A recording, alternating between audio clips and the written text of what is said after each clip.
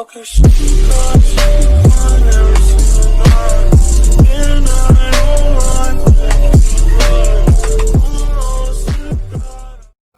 to The Long Room, episode 2 with Steve Zanlunghi. Today, I've obviously got a very special guest with Steve because today's topic is actually about crisis management from an OEM's perspective. So there's going to be a lot of questions I'm going to be throwing at Steve today, and I know that you've all been waiting to hear those responses. So today, with crisis management, we're going to be going through, GFC, 9/11, dot-com bust, European downturn, and of course what's happening today, which is the global pandemic, coronavirus. So Steve's going to be talking about how it affects the automotive industry and certainly tell us some stories about how he's able to come out the other end. And at the end, we're going to talk about the effects of coronavirus and potentially some changes there into the future. So welcome aboard, Steve. Thanks, Alex. Good to be here. Yeah, thank you very much for coming on the show. But before we get started, if you could please share with our audience there how you entered into the automotive industry and certainly talk about your progression as you move through it. Yeah, well, pretty interesting story. I mean, I started really at ground zero at the bottom.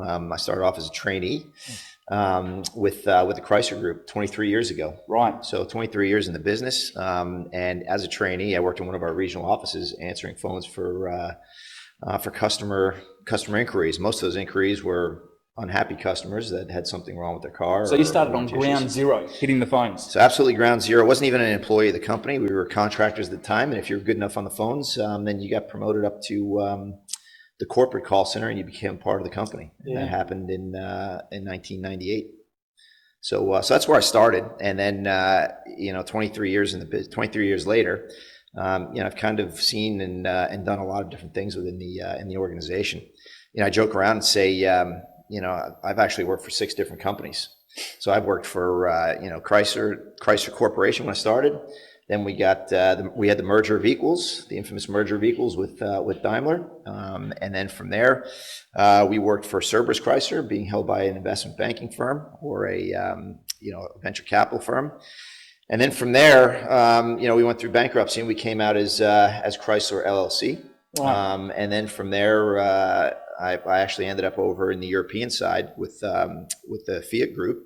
And then after that, we ended up becoming one with Fiat, becoming Fiat Chrysler Automobiles. But shortly after my experience up in the call center, I did the field role. I worked a lot with dealers, kind of worked my way through the ranks there, both sales and after sales. Came on to staff. I've done things from network development, being network development manager, to after sales manager, to retail marketing manager, and then from there I was given various regions where I had an opportunity to run Hawaii and Micronesia, which is a very fortunate and interesting experience. Only one person in the corporation gets to do that, and I was lucky enough and fortunate enough to do that. Then after that, I ended up in Northern California, right after the dot-com bust. So that was very interesting times. Yes. And then from there, I moved over to Detroit and had my first real corporate experience in U.S. sales, the U.S. retail sales department. And then from there, I moved to the Mid-Atlantic U.S., where I held a few other roles, senior manager roles. I was the director of sales there for a while, and then after that, I became the regional managing director, where I handled the entire region that was from just south of New York to just north of North Carolina, and everything in between. And then from there, right after that, this is about 2012. I got asked to move to Europe, where I ended up running the UK and Ireland as the managing director over there, and that was my first taste of the Fiat Group. Really interesting experience. After about a year and a half of that, I was asked to also run the Jeep brand for Europe, Middle East, and Africa. So I held 2 dual roles with 2 distinct organizations. Really interesting experience. Very time consuming, but just amazing some of the things that we did over there with the team. And then after my time over in Europe, I moved down here to Asia Pacific, where I was the managing director of Australia. For FCA, so all the brands in the stable, and then shortly after that, I was asked to not only hold that role again, but hold a second role, which was handling Jeep for Asia Pacific, non-China. So at the time, I was tasked with carving off a 5th global region from China and handling everything in the Pacific Rim. And what an incredible resume, Steve. I mean, you certainly started from ground zero and migrated all the way up. I think for many people, including myself, we ask ourselves a question. Particularly when you're the head of G brand for certain regions, what does a day in the life look like for someone in that role? Yeah, so there's no typical cookie cutter day that happens in the day of a life of. I mean, for starters, when you're holding two roles, especially when I was in Europe, I mean, I would consume probably 150 to anywhere up to 250 emails a day. And one of the ways that I stayed on top of things was understanding what was going on around me. So I was on it. I didn't have my executive assistant, going through my emails. I did it just to stay on top of it. But then you'd be doing things from, when you're running an actual country or two countries, putting together the operational plans. And when you're putting the operational plans together, you're looking at, what are you going to do for the quarters out? What's the sales plan going to be? What's the marketing plan going to be? What's the after sales plan going to be? But then, there are times where, the focus is really on some strategic things that we have going on, which is, what we were doing with the actual Jeep brand. So I could be working on projects that aren't scheduled to launch 3 to 5 years out, working on, on the brand strategy, doing reviews and trying to support other markets within the region. Anything to putting out the fires, which happened. And then of course you had the occasional regional reviews, and depending on the level of region, for example, if it was a CEO review coming up, we would basically spend close to a week putting this together, sometimes more, making sure that the review was there and all the information and documents were there as well. So we've established that a day could look very different from day to day. I remember before we started this is that you were telling me a story. You got this really cool story that I'd love for you to share. Yeah. You got this phone call one day. What happened? Yeah, well, are you talking about when I moved over to Europe? Yes. Yeah, well, it wasn't really a call. So what we would do when I was running the Mid-Atlantic region myself and at the time the 7 other regional managing directors, we would once a month we would meet with our CEO Sergio Marchioni at the time, and because the week was for working and weekends were for meeting. It was always on a Sunday up in Detroit. So I was there one day and we were going through the results of our previous quarter and then getting our plans approved for the quarter forward. And at lunch, right before we broke, Mr. Marchioni said, "Mr. Zanlunghi, I want to see you in my office, please," right after this. So it was kind of like one of those moments where it's like, "Ooh, you're going to the principal's office." And I'm thinking, geez, what did I do wrong? I mean, at the time we were ranked number 1 or number 2 out of the 8. So I remember walking into his office, and he turned to me and said, "Hey, I think you're doing a really good job there. The U.S. market's coming back. We want you to go to Europe and explain a little bit about what you were doing here to keep your dealers profitable and to keep your region profitable, because at that time we had 2 profitable regions. Ours, which was about break even, or just over break even, and you had the Southwest region, which was Texas, which the oil held up really well down there." And it was just after the GFC. So the US market was starting to climb, and then the European market was starting to go like this. So I said, "Well, when do you want me there?" And he said, "Well, I want you to meet with these guys on Tuesday." And I said, "Well, it's Sunday and my passport and everything is in Washington, D.C. And he said, "I know that." And he said, "That's why when we're done talking here, you're going to get on a plane, fly back to Washington, D.C., get your passport and fly over to Italy and meet with these people." So at the time I did. I met with the guys over there. I met with the head of the region, the COO by the name of Johnny Coda. I met with their head of sales and they're also their sales director there for the region. They were asking me questions like, what did you do to keep your dealers profitable? How did you keep the sales going? And I thought they were just kind of taking down best practices. And at the end of the day, the head of the region walked back in again and said, "Congratulations, you got the job." And I said, "Well, what job is that?" They said, "Oh, no one told you? You're going to be running the UK and Ireland." So, it was funny. I asked when I needed to be there. They said, "Can you be there next week?" And I said, "Well, I'm pretty sure I'm going to need a visa." Yes. So while we were waiting for the visa to come through for 3 months, I got to work in the headquarters in Turin and in their sales operations department, helping them out there and just bringing some best practices on what we did in the US and really understanding how the business worked over there, because it was very different in Europe than it is in the US. Well, it sounds like it's nothing. It's all about being thrown in the deep end, right? And if you can't, it's either sink or swim. And I think I want to toe the line from that story to my next question is, particularly in any given situation, people have pressure, but certainly as you climb through the ranks, the pressures start to are a lot stronger. So how did you maintain focus? How are you able to move through these pressures, maintain that focus, and also have clarity to continue moving forward? Yeah, well, I mean, a big piece of it has to do with how you balance your work-life balance. Obviously, when you're working two big roles like that, there's not much work-life balance. But in order to stay focused, you do need to check out a little bit. And for me personally, to maintain that balance and check out, I mean, I spend time I'm very physical. I'm also very competitive, so I spend a lot of time at the gym. So usually at least an hour at the gym. Or running, and then I also play some competitive sports such as ice hockey to this day. Still play with the 20 and 30-something year olds here in Australia.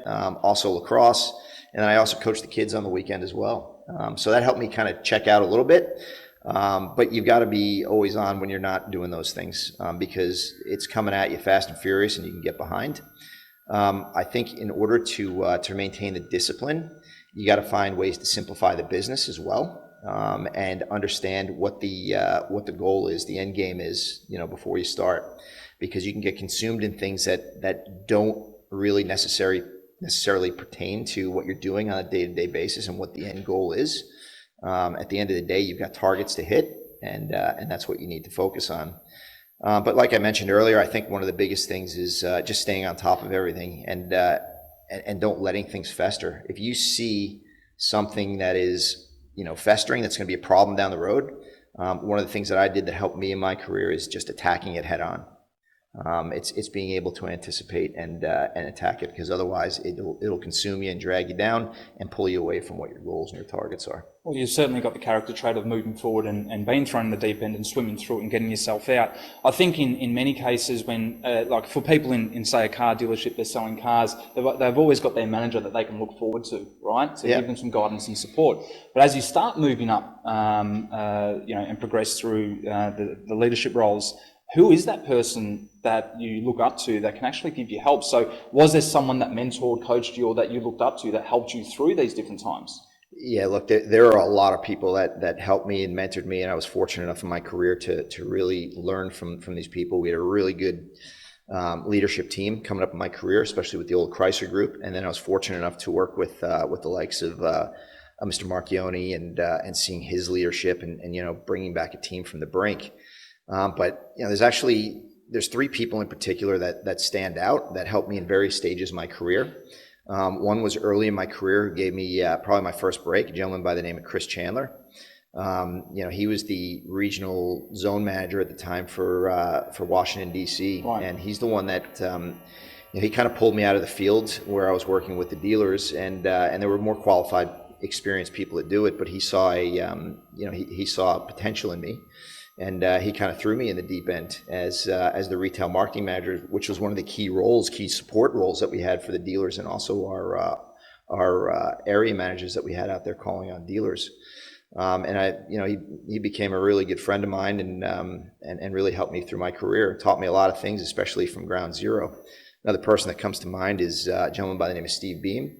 And he was my boss. Well, I actually worked for him a few times in my career, but the one time that really stands out is when I got moved into corporate land in Detroit, and I'm working in this big machine with close to 10,000 people in the office, and he really taught me how to navigate the corporate world, how to manage up, how to manage down, but also how to maintain this focus and discipline, and keeping your eye on the prize, so to speak, on what needs to get done and focusing on what needs to get done and making sure it gets done. And then the third and final guy I just want to call out, he was a really good mentor. I learned more from this guy probably in the 4.5 years I worked for him than I did in my entire career. And this is especially about running business, not necessarily just automotive. I learned a lot of automotive, and the gentleman's name was Alfredo Altavilla. Really tough SOB, tough individual.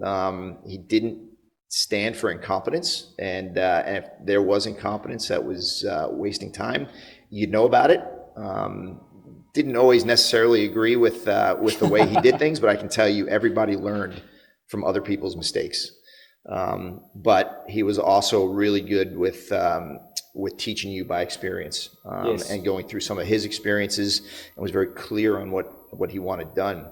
He was also the master of providing targets that when he gave you those targets and dropped them on your desk, it was sink or swim, because you'd look at these things going, how are we going to achieve these? But after you were shocked with the targets, it's all right, what are we going to do? Because the way he would do it is, it's like the Vikings going to a new land. I mean, he would burn the boats, and it's like, okay, now we need to figure out a way to survive. I mean, even with some of the volume targets we had, it was, he'd ramp up the parts and start ordering the parts for all these cars. So it's not like these cars aren't coming. So you need to figure out a way to get there. And we did. And I remember a specific point, when I was part of the EMEA steering team, where he turned to us after the first year, and I wasn't in the Jeep role yet, but I was running the UK and Ireland, which we had a really good year. And he said to us, he goes, you guys all should be proud of yourselves. And he made it a point to slow us down, to reflect on our accomplishments. And it really stands out. He said, you guys should all be proud of yourselves as a team, because we were a team that took a region that was losing 500 million euros a year. And we basically broke even in a year. And that was everybody pulling together as a team, taking care of their respective patches, whether it be France, Germany, Italy, and or after sales, or even the brands. And yeah, when you step back and look at it, it was a monumental task that we did. And he was the leader, and he did it by giving us some pretty aggressive targets, but also giving us the support that we needed to get there. Well, that probably leads to the next question, because you're talking about a collective. The group got together, they banded together, they had this target, they were thrown in the deep end, they achieved it and turned it around in 12 months. So that's actually got a lot to do with workplace culture. Yeah. Perhaps if you could sort of elaborate, what do you think makes a great leader to then turn around a workplace culture? Maybe talk about that particular story and how you're able to do that.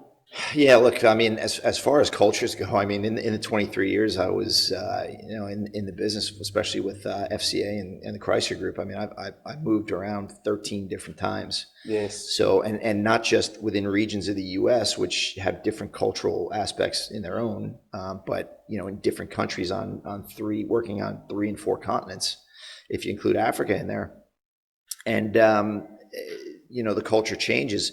But one thing that really stands out to me that I see with good cultures is cultures that have leaders that lead from the front. And in order to have good leaders that lead from the front, you need to have good leaders in your organization, meaning a good team. Because, what I've found is, and we've all had them, good bosses, bad bosses. You take away the good points and you try and leave the bad points behind. But the good bosses and leaders I've had, which I've tried to model myself after, are the leaders that are up front, the guys that don't sit in their office and bark out and yell commands. They're the guys that say, all right, guys, let's pull our sleeves up. Let's, pull our bootstraps up and let's figure out a way to get this done. I mean, they're leaders for a reason in your organization, and you need to let them lead. Now, you need to be across it, but at the same time, you can't let anyone go off the reservation as well. The other thing is... But I also think that's important, Steve, because when you become a leader or a manager within the business, sometimes those managers want to have the autonomy to be able to control their department or what's directly in front of them. Yeah. And sometimes, the leader above them doesn't give them that autonomy. So that's a really interesting point and great one to share. Yeah, well, when you have director or head of on your business card or manager of, I mean, that's what they are. So, I mean, you got to let them do the job that they're hired to do. But you also got to make sure you hire the right person to do it as well. So it's about building a really strong team, and I think that's what's benefited me. I mean, I was fortunate enough to be able to work with some really strong teams in my time in the U.S., especially in Europe, and then also down here in Australia as well. I was able to build a pretty strong team. But the other thing is, you have good leaders, but it's also about simplifying the business. I mean, the automotive business can become very complex in a hurry, but it's not a difficult business, right? How do we make money? I mean, when I was running a national sales company like the UK or here in Australia or even, overseeing Ireland, it's simple. We make money, and also dealers this way as well. I actually equate it to, when I talk to some of my dealers, I try and dumb it down and say, I run a dealership too. My dealership's just a little bit bigger, because there's only a few ways that we make money, right? It's selling cars, it's selling parts, and it's selling services. And if you're fortunate enough to have a company that's got a financial services company, then it's selling finance as well, right? But directly, you're not doing that. You're helping the captive lender do that for you. So when you dumb it down like that, it's all about, selling a customer a car part or service, taking care of that customer, and then selling them another one. But it can get very complex in a hurry. So you just got to keep your focus and make sure that everything that you're doing, everything that you're spending your time and your resources are doing is to focus on that. Now, there's going to be things that pop up, the occasional fires that land on your desk that you're going to need to take care of that maybe might pull you away from that. But it's about, like I said earlier, anticipating it, attacking it head on so that you can move forward and focus on selling that car part or service, taking care of the customer. Traits that, I think a good leader in this industry especially needs to have. Yes. Need to be able to anticipate, actions. I talked a little bit about that previously. You need to anticipate, right? You need to be able to see around corners. Now, you're not going to be able to see around corners all the time. But when you start to see signs and you start to see smoke, you want to try and put that out before it becomes a fire. Or it's about identifying industry trends as well and taking action on it. Now, I'll tell you one big example that I saw in my career that really stands out to me was, I'll go back to my previous CEO, Mr. Marchioni, because the guy, he was an incredible leader, and he had a knack for seeing, I don't want to say seeing the future, but anticipating trends. And one of the biggest things he did was, after we invested in launching a couple of cars, he saw it wasn't working. And these investments cost hundreds of millions of dollars. He immediately pulled the plug on cars because he saw the trend of the industry dropping and said, nope, we're gonna focus on our more profitable SUVs and trucks. And that's what even after that investment. That's right. He pulled the plug. It was, not only the investment, but then the cost of retooling the factories as well. Just absolutely amazing, the cost of the investment that went into it.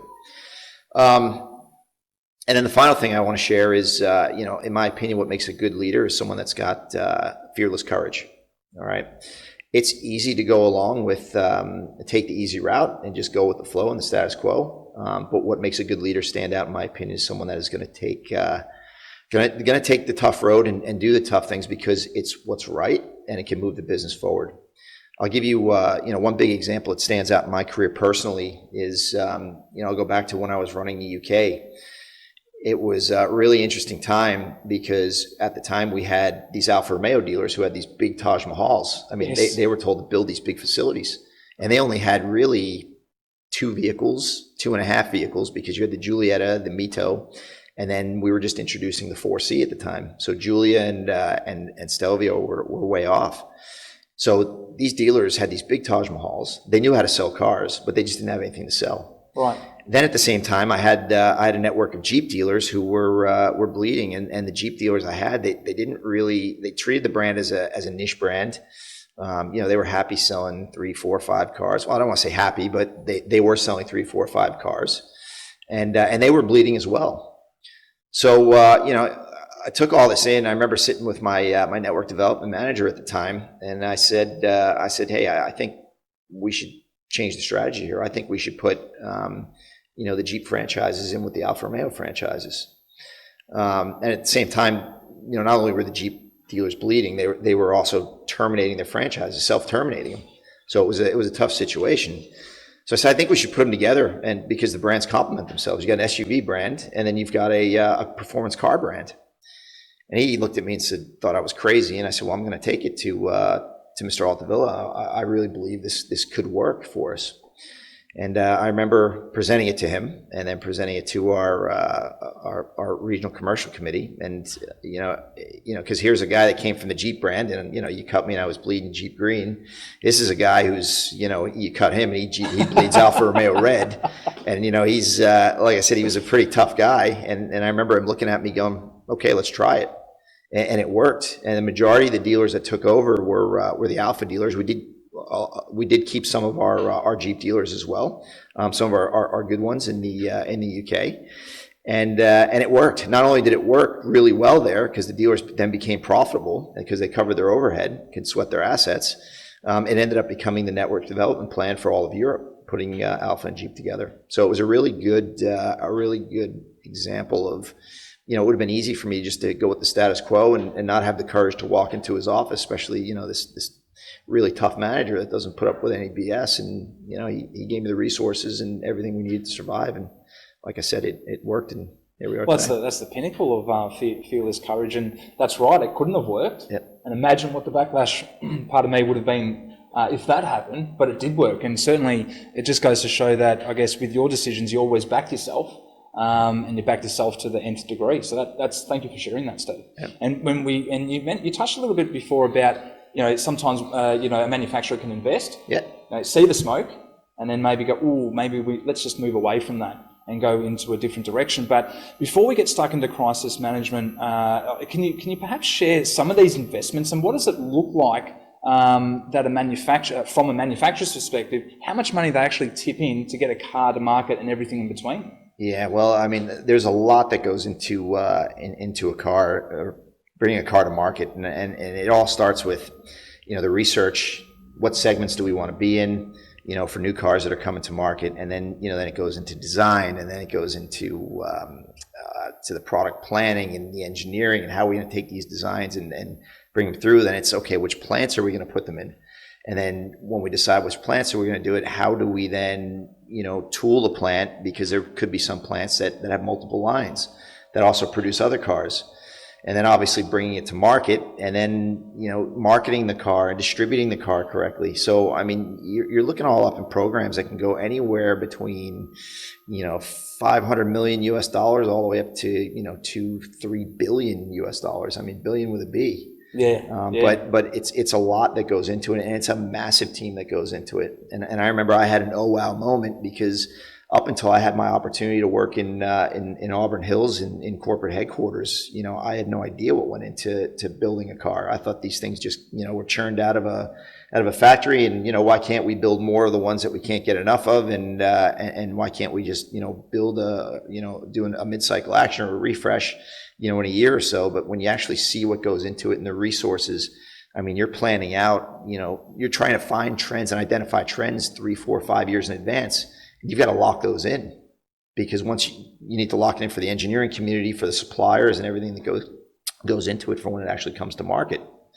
And, I remember when the Julia platform was released, billions and billions of dollars to get that to market, an incredible platform. So that's obscene amounts of money. And so when I refer to, say, from a manufacturer, I'd almost call it a population of people, massive population of people to help that car get to market. So when we get stuck into crisis management now, you've certainly encountered a number of different, times where you've encountered this, so GFC and 9/11, dot-com bust. But what are the ones that stand out for you? And perhaps could you share with our audience what happened? Yeah, so there's a few of them that I've been through. It's hard to believe, because I remember being a district manager out there and being a little bit green behind the ears. And I remember some of the old grizzled veterans, they used to say, you don't know what it's like. We almost went bankrupt in the Iacocca days. And that seemed to be the only crisis they went through. But here I am, 23 short years later, and I've been through a few of these now. I mean, you look at the dot-com bust, 9/11, the GFC, and then after the GFC, when I went to Europe, the European downturn, and now we're facing something really totally different, which was the global pandemic. All of them were probably unique, with the exception of the GFC and the European downturn, because the European downturn happened, as the GFC was ending, because we were at ground zero in the U.S. But I'll just touch on those briefly, because they are mostly all different. I mean, dot-com bust was it was a regional issue that we had, but it to a lesser degree impacted the stock market and the U.S. economy. If you had money in the market at the time. But at the time, I was actually running Northern California there as the regional manager, and that was ground zero for it. So as you can imagine, Silicon Valley was right there, part of my territory, and all of a sudden you've got these multi-millionaires that are aren't worth anything anymore, so that they couldn't afford to buy cars. And to top it off, the way California works is it's kind of like the Detroit for the imports. Yes. At the time, I mean, it was Ford, Chrysler and General Motors, we were fighting for, I think it was between 5 and 7% of the entire industry share. Wow. As well. So that was a difficult time, but you had to find a way to support your dealers and keep them profitable. And we did that by really focusing on the service department, but also playing to the strengths and trying to be, who we are and what we stand for. Then you had 9/11. I mean, that's something that just froze a country. Obviously, that impacts different countries differently, but obviously it was a U.S. Tragedy what happened, and I remember everyone was just frozen from fear, and General Motors really is the one that really kickstart the economy, the entire economy.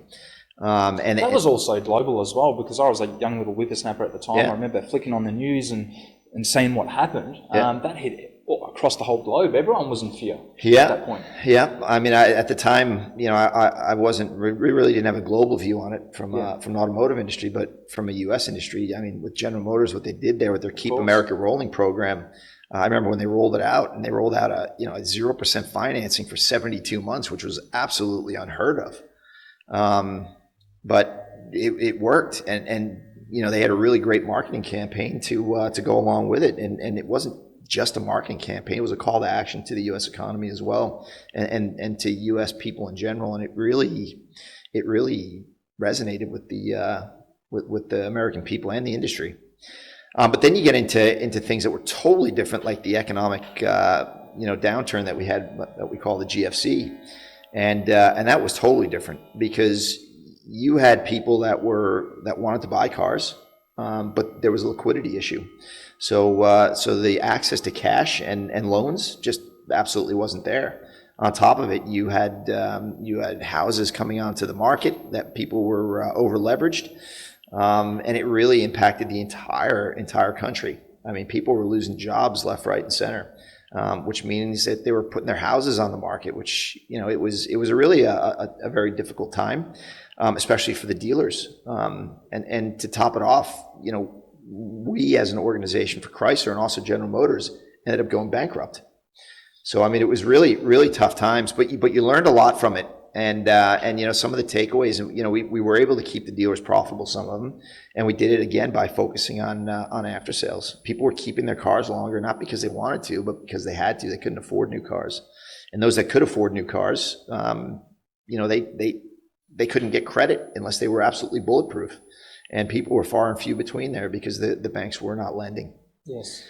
But yeah, it was a really interesting time there, and one of the actual takeaways that I remember being in my lower 30s, actually, because we were ground zero in Washington D.C., going to a rally with a bunch of dealers that were there, and our senior management.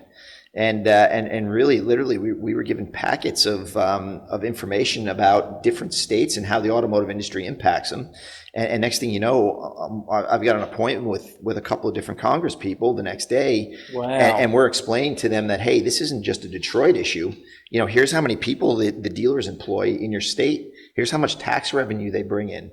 Here's what it means to your economy in your state. And we were explaining to them, and there were some pretty eye-opening moments at the time because there were congressmen that had no idea. They thought, all right, this is a Detroit issue. This isn't going to impact us. So here you are, a young 30-year-old, having to go to Congress and plead a case. Yep. Wow. And it was really, really strange times, but it also, helped me with my experience and to realize just the impact that the automotive industry has. Yes. Then we, you move over to the European downturn, and that was, at least we had a little bit of a playbook on what was going on, so we could take some learnings that we had in the over in the U.S. from the GFC and apply them, and it worked pretty well. But then you get to what we have now, and this is something no one's seen, and this is the obviously the pandemic that we've got going on. This is different because there is a massive toll, human toll that's happening out there. We're fortunate enough that this impact isn't as much here in Australia, but in the rest of the world, it's massive, the human toll that's going on. And then on top of it, it's economic as well, because it's a forced shutdown, right? It's not something where there's a liquidity issue, because there's not a liquidity issue. The government's acted really fast. They supported the banks. They introduced stimulus packages. I think we will come out of this. It'll take some time, but it's not going to be, in my opinion, a long-term depression that we would go into, because, just look at it here in Australia. We've lifted the restrictions here slowly but surely in each of the states, and we are starting to see it come back. We're starting to see the automotive industry come back as well, albeit not to pre-pandemic levels. But you gotta understand, it's only been 3 months so far. And thank you for sharing that, because in each of these crisis periods that you've faced, you've always come out the other end, and I think definitely the fact that you've always had that fearless courage. And I think it's also important to share that each crisis, the economy's come out the other end. So I think we will follow suit, particularly after coronavirus. But there's an interesting story you shared with me previously, and that's when you were in the UK market. The dealers there were at a negative 5% profit, and then somehow they were able to band together with the dealers and flip that over to a 5% profit. So perhaps share with the audience what happened there. Yeah, so it was really interesting times there. I mean, going into a foreign market, I had some pretty, what seemed to be crazy ideas to my team there, and also to the dealers, just taking some of the learnings from and how we did business in the US and trying to transfer them over to the UK. And I remember some of them looking at me like I was crazy, but we had a really good group of dealers there. We actually had a really good leadership team that. There was a lot of discussions with some of the programs that were getting ready to launch, because obviously I didn't know the market going in, but I learned very quickly, and my team helped me learn very quickly, and the dealers got behind it. So there were a lot of different ideas, sales tactics, and some marketing strategies that we launched that I had learned from in my other markets. And with the leadership team, we were able to shape it to a UK type strategy. And it really worked. I mean, we had a really good, strong team there that that were open-minded. Some not as open-minded, but we were able to get through the other end. Thank you for sharing that with us, Steve. And I think it's really important to note that in each of these crisis periods, manufacturers, people, the economy, they've always pushed forward and continue on the other end. And I really do think that's going to happen after coronavirus as well. But I've seen a pattern in each of these crisis periods, Steve. And the pattern is, you've spoken about fearless courage, backing yourself, and also working or collaborating with the teams, and not just internally, but externally with dealers. And there's a great story that you mentioned to me earlier when you went into the UK market and what happened there. But how were you able to collectively work with the teams there and flip that around in the UK? Yeah, so I mean, it was interesting times. Like I said, it not only was I out of my comfort zone, but it was a totally foreign market, totally different culture. But you know what? It was about trying new and different things. And in order to do that, you had to have a really good team with you. And I did. We shaped a really good team, one of the strongest teams I've had in my career, in fact. And we led from the front as a collective team. And doing that, I was also fortunate enough to have some really good dealers as well in the UK, whether it be the Fiat brand, the main dealers that stayed around from the Jeep brand, and then the Alfa brand as well. And they were really open-minded, and I give them credit, because coming from the US, I had thoughts and ideas of marketing programs, and this is both for the dealers and my team, and I would throw them on the table, and they think I'd be absolutely crazy. But you know what? Some of these programs worked, and they worked really well, and we were absolutely crushing it out there. I mean, there was a point where we had so many months of consecutive growth that it was, we had set records in the UK for the Fiat brand in particular. Like I said, we got the dealers back to profitability, and I always say that the manufacturer that's going to win is the manufacturer that gets dealers profitable, because they will follow, and we were able to do it. But getting the team on board, that was pretty unique. I remember when just a quick story, when I first moved to the UK, they said, "Here's your office," and it was on the it was on the second floor, and it was in the corner, and it was in a wing that had my CFO, my attorney, and HR. And don't get me wrong, I love all those people, I love those departments, but I'm not going to be able to sell, market a car or take care of a customer with them. I mean, I used to joke around and say, "You guys only give me bad news. I want to go over there and sell some cars and parts and make sure we're taking care of the customers." So what I did was, one day just upped, and I moved my office into the same area that we had sales and marketing and network development. And actually, network development wasn't even there. I had to move them up from the ground floor up into the second floor. And yeah, everyone thought, what's going on? This guy's, big brother's going to be looking over us. But, and then when they saw that I was rolling my sleeves up and trying to help out where I could and really understanding what happened, this isn't just with my leaders and managers. These are, I remember I had an intern that was sitting outside my office one day. And I remember calling him in, a gentleman by the name of Michael Nizet. And I remember calling him in saying, hey, what are you seeing? I'm really curious what your thoughts are. And he gave me some really good ideas and insight. So, it just goes to show that it can come from all areas of the organization. And then, fast forward to when I moved here into Australia to run the market here as well in the NSC as the managing director. Same thing. I mean, my office was over on the other side of the building. CFO, HR, accounting, legal. Really can't sell too many cars or parts on that side of the building. So I did the same thing, and we cleared out one of the boardrooms and moved over there, and it was really good. Changed the culture for sure, and everyone saw that. Look, I'm there to help and lead from the front. And the fact that you're open to listening, it doesn't matter if they were a top leader or someone who's just started in the industry. That's great to hear, because everyone's got some great ideas to share. Yeah. And you're open to listen. Listen, I don't care if it's the janitor. If they've got a good idea that's going to help us sell a car, a part, or a service, I'm open for it. Yeah, and you keep talking about that, sell a car, part, or service, and look after the customer. Yeah. And I think that's the focus that I guess manufacturers, there are a lot of manufacturers that are trying to focus on that, but dealers really need to focus on that in today's market more so. Yeah. I think with what's happening in today's market, how has coronavirus impacted the automotive industry? And what are your thoughts there? Yeah, so I think it's really, whenever you have one of these, I guess now they're cyclical every 10 years or so, one of these, social disruptions, we'll call it. It really does change it. I mean, it's that old adage of, good habits are formed in bad times, bad habits in good times. And I think what we're seeing right now is there is going to be some significant changes to the industry. I mean, I'll talk about globally. I think this will accelerate, fuel efficient vehicles, less emitting vehicles.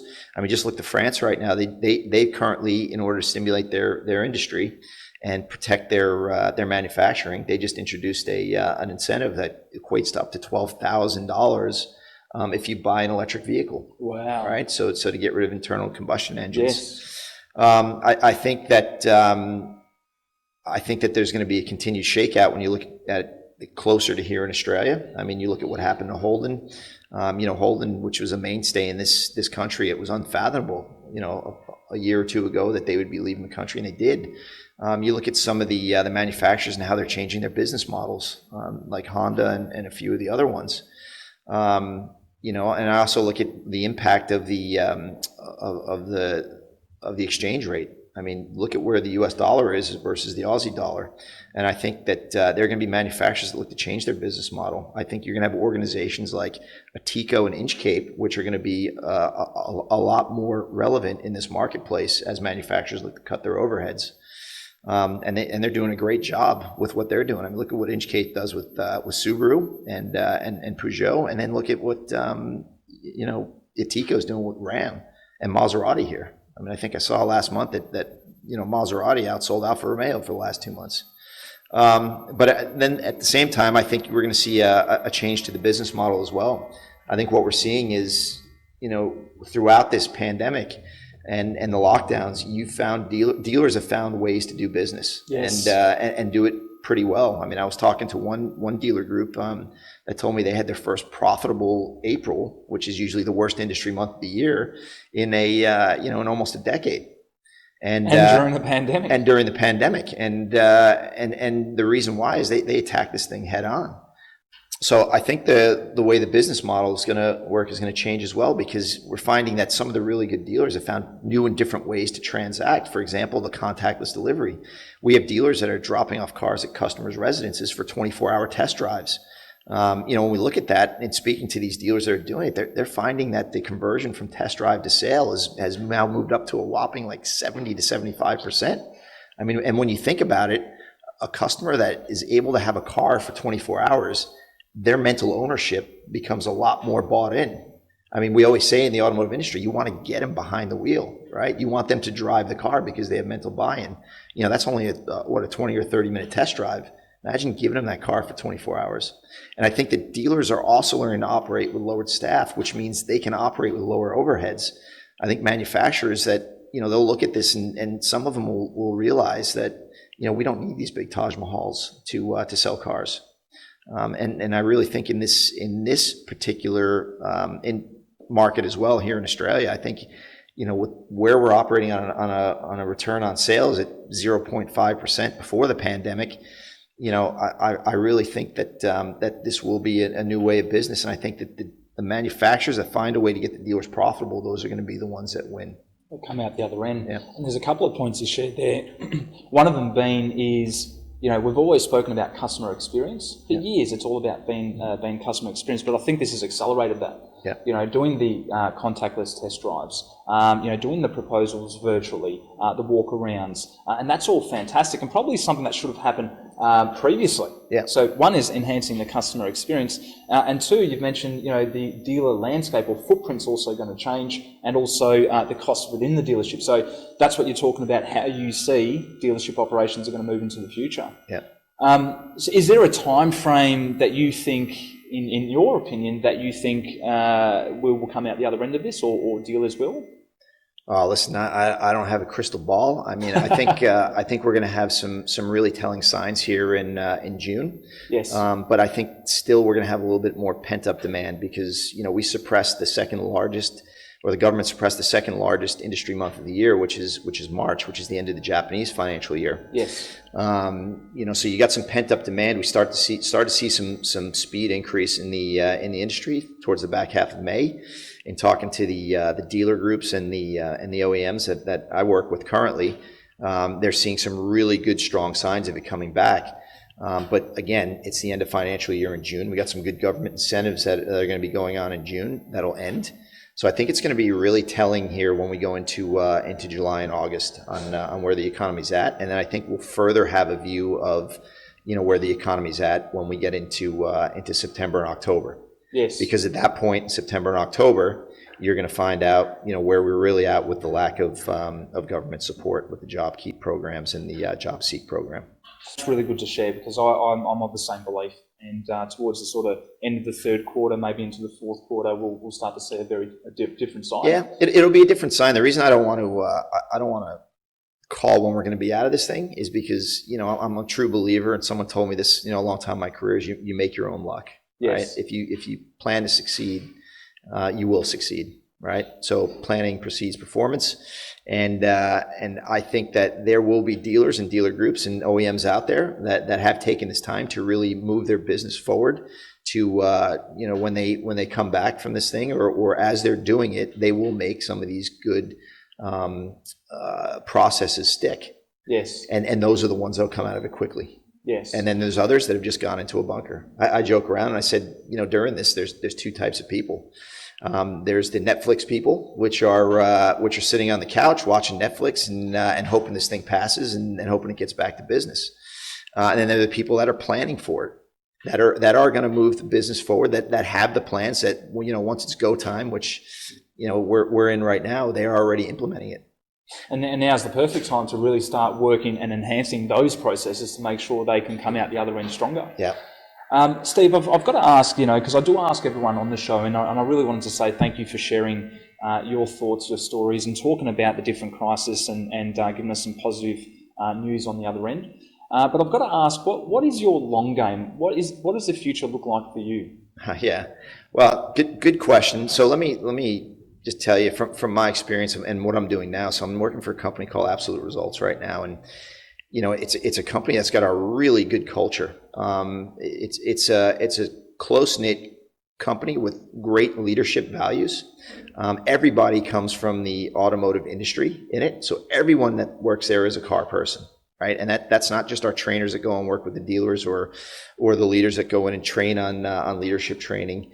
That goes down to the event coordinators that are working with the dealers as well. They're all people that have worked in or around a dealership. Yes. And I'm really liking it. And it's given me the opportunity, and it's unfortunate that, as you go higher in the ranks with an OEM, you have less and less contact with the dealers and the dealer groups, and it's a shame because these are your customers, right? When you're running two large separate organizations like I was doing here in Europe and also Asia Pacific, it's almost a luxury to get out there and meet with the dealers, where those are the ones on the front lines. So, I'm really enjoying going out and actually meeting with dealers and dealer groups, and also I'm getting to experience the different cultures and working with different OEMs and seeing how they operate as well. And one of the things that we do, like I said, is sales leadership and events. So we're working with from the lowest boots on the ground all the way up to the top of corporate leadership and training. And if you're to ask me, I think one of the things I'd like to do here in the mid to long term is really expand Absolute Results here in Australia and also Asia Pacific to become a household name or a go-to company in the auto industry. So yeah, we had some good momentum before the pandemic hit. Yes. But like I said before, comparing the Netflix crowd to what are you going to do when this thing breaks?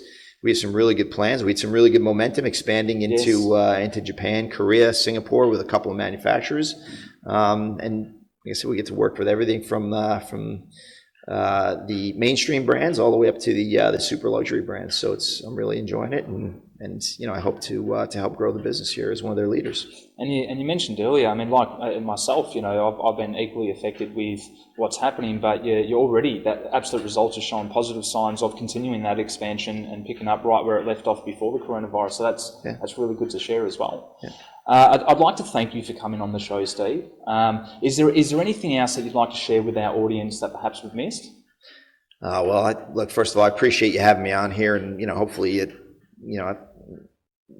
some of the audience out there have learned something from my experiences. I mean, those are my humble experiences, and like I said, I enjoy what I'm doing. I enjoy the car business, and look, the only advice I'd give you is, try not to let the business get too complex. Keep it simple, and let's take care of the customers, and they'll take care of you. Thank you for sharing that with us today, Steve. Certainly some great key points that Steve has shared with us throughout this whole discussion. I hope that you've enjoyed today's discussion. You certainly got some key points on there yourself. And don't forget to like, share the Long Room, and look forward to seeing you on the next episode.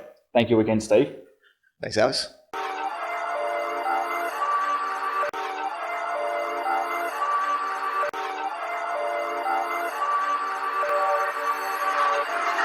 Okay.